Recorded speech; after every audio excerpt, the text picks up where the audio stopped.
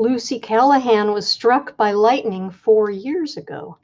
She doesn't remember it, but it changed her life forever.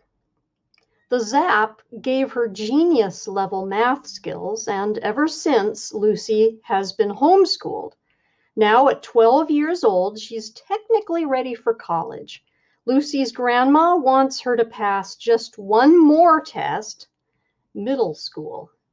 Lucy must go to middle school for 1 year, make one friend, join one activity, and read one book that's not a math textbook.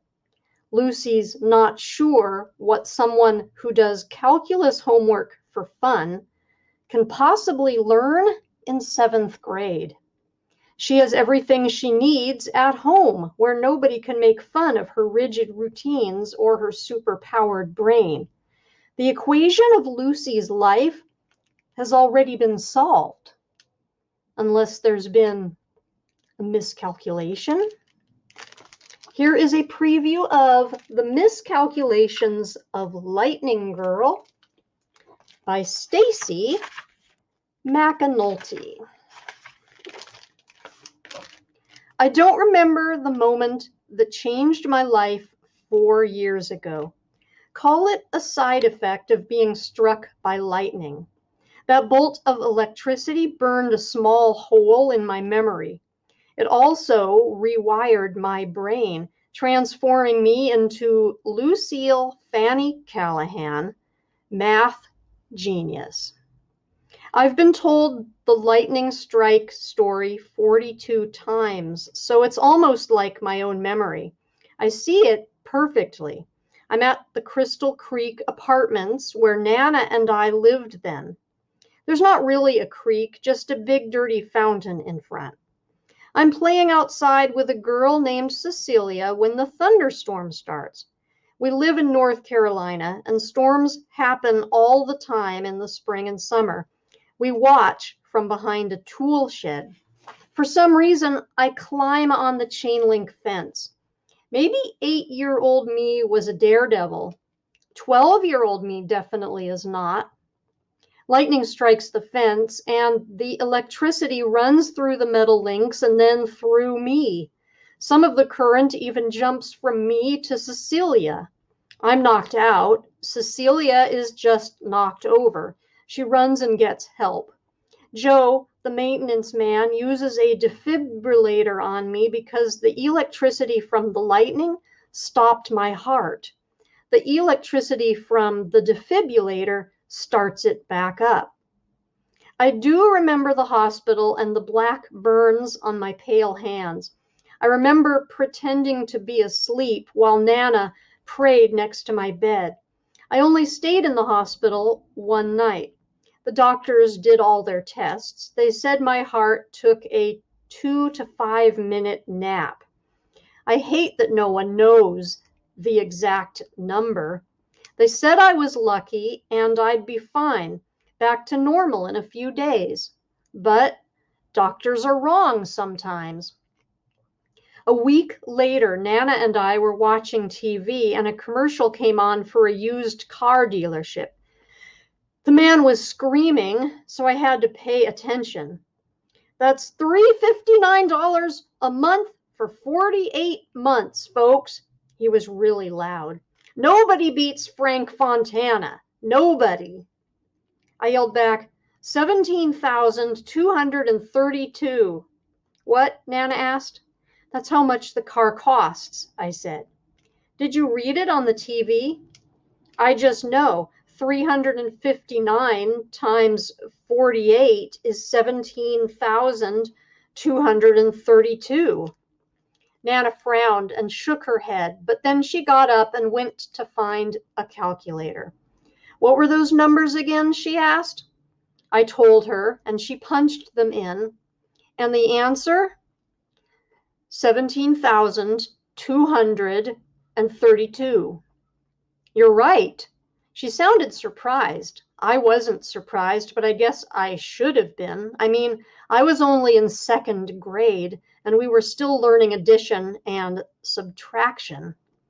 Nana turned off the television. What's 99 times 88? She asked. 8,712. Can we have McDonald's for dinner? I asked. Nana ignored me and asked another math problem and then another. She kept using bigger numbers, more digits, but it never got harder. The doctors call my condition acquired savant syndrome. Savant means that my math skills are far beyond normal, and acquired means I wasn't born with this wacky ability.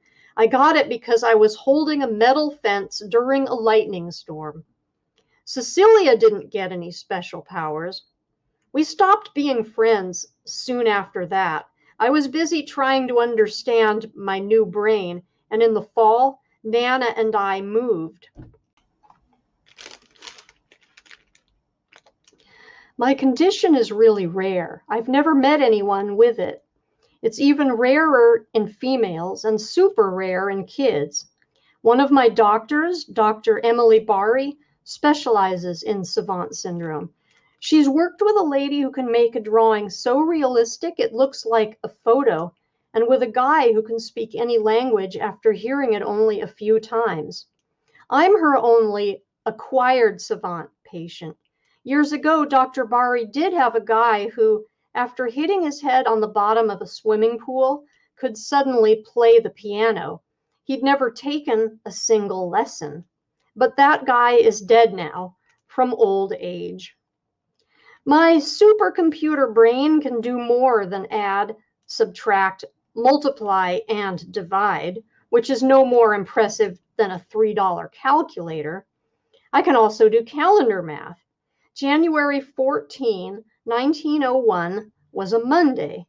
July 2nd, 1975 was a Wednesday. September 30th, 2055 will be a Thursday. Google can do this too, and almost as fast. I also see math. Every number has its own color and shape. Take the number 5. It's a jelly bean shape, red-brown, like the color of Carolina mud. The number 12 is a set of cream-colored squares.